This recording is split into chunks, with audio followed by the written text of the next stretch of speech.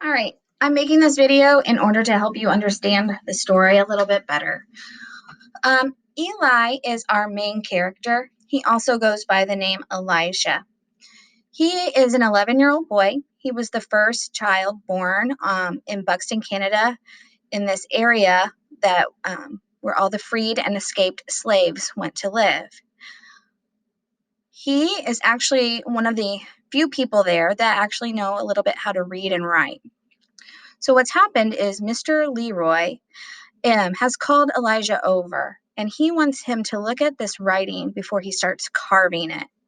This is because Mr. Leroy does not really know how to read or write.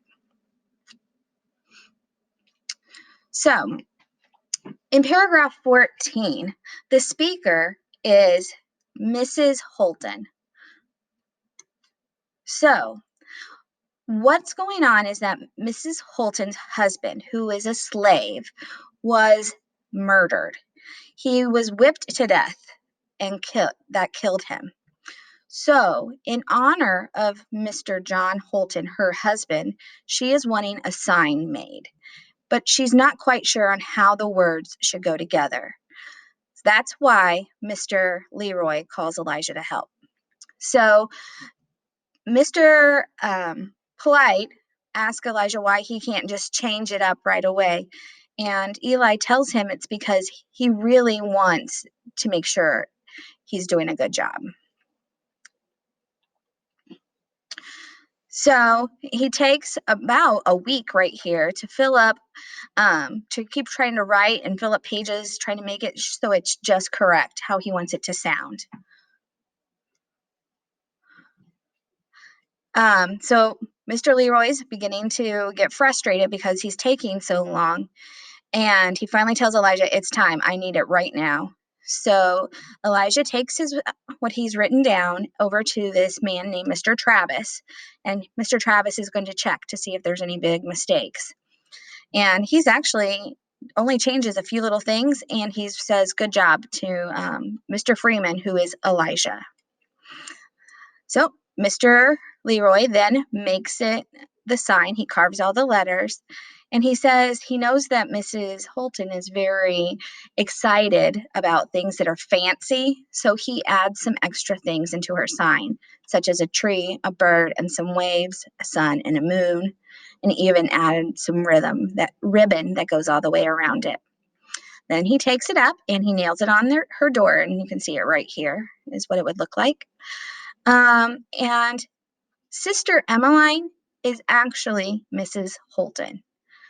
Mr. Leroy calls her Sister Emmeline, and she would probably end up calling him brother back. That's just their dialect back there. So she is super happy with how he has come up with this design and how the words sound. And as a way of saying thank you, she gives Elijah a nickel, which is a lot of money for that time. Then she gives Mr. Leroy a carved wooden box.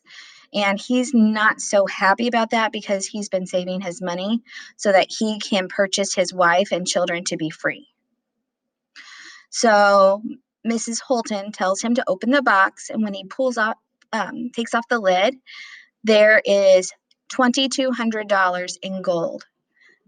So she says that she was saving to buy her John Holton, which is her husband, his freedom. But now that he's been murdered, she doesn't need it, and she wants to give it to him.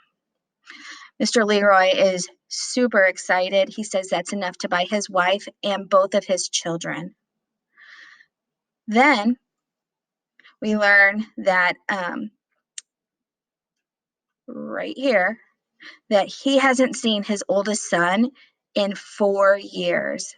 He promises to pay her back and that she will never have to worry about taking care of the land that she has. Right now, he'll take care of it, and his children will also help take care of him.